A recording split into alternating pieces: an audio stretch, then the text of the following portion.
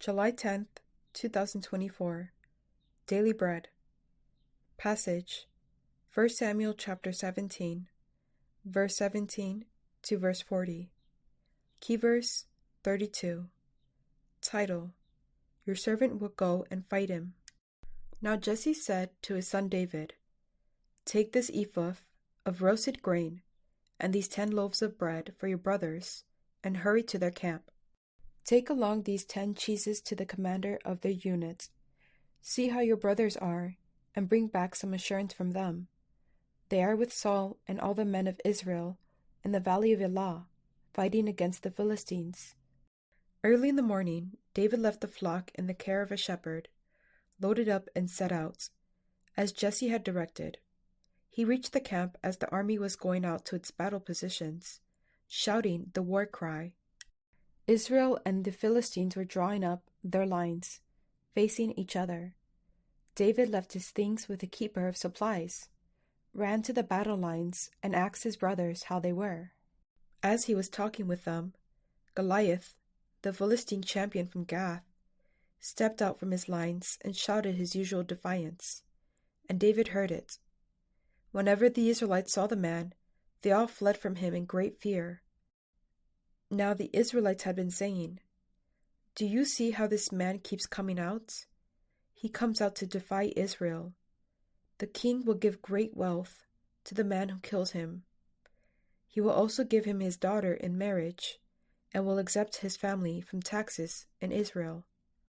David asked the men standing near him, "What will be done for the man who kills this Philistine and removes this disgrace from Israel? Who is this uncircumcised Philistine, that he should defy the armies of the living God?" They repeated to him what they had been saying, and told him, "This is what will be done for the man who kills him." When Eliab, David's oldest brother, heard him speaking with the men, he burned with anger at him and asked, "Why have you come down here? And with whom did you leave those few sheep in the wilderness? I know how conceited you are, and how wicked your heart is. You came down only to watch the battle." "Now what have I done?" said David. "Can't I even speak?" He then turned away to someone else and brought up the same matter, and the men answered him as before. What David said was overheard and reported to Saul, and Saul sent for him. David said to Saul, "Let no one lose heart on account of this Philistine. Your servant will go and fight him." Saul replied, "You are not able to go out against this Philistine and fight him. You are only a young man, and he has been a warrior from his youth." But David said to Saul, "Your servant has been keeping his father's sheep. When a lion or a bear came and carried off a sheep from the flock, I went after it, struck it, and rescued the sheep from its mouth. When it turned on me, I seized it by its hair, struck it, and killed it. Your servant has killed both the lion and the bear. This uncircumcised Philistine will be like one of them, because he has defied the armies of the living God. The Lord who rescued me from the paw of the lion and the paw of the bear will rescue me from the hand of this Philistine." Saul said to David, "Go, and the Lord be with you." Then Saul dressed David in his own tunic. He put a coat of armor on him and a bronze helmet on his head. David fastened on his sword over the tunic and tried walking around, because he was not used to them. "I cannot go in these," he said to Saul, "because I am not used to them." So he took them off. Then he took his staff in his hand, chose 5 smooth stones from the stream, put them in the pouch of his shepherd's bag, and with his sling in his hand, approached the Philistine.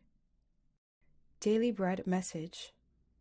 David was now old enough to be drafted into the army, and stayed home shepherding his father's flock. But he went to the battlefield on his father's errand to check on the safety of his brothers. He heard Goliath's defiant insults against the armies of Israel, and was amazed that everyone fled in fear. David, though only a boy, had a burning love for God. He couldn't stand God's name being insulted by an uncircumcised Gentile. He wanted to challenge the enemy of God's army for God's honor.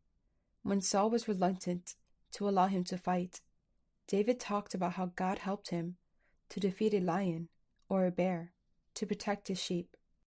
David knew that it was a dangerous and fearful thing to fight Goliath, but he had faith in the Lord, who would deliver him from the hand of Goliath. He refused Saul's armor, took his staff, his sling, and 5 stones, and went to Goliath. David trusted that God would give him victory over Goliath and protect his life. His most potent weapon was his faith in the living God. We can overcome fear and stand firm to fight a Goliath only by faith in God Almighty. Prayer. Lord, grant me a passionate love for you and enable me to overcome my fear and challenge the Goliaths in our time for your glory. One word, challenge Goliath by faith in God.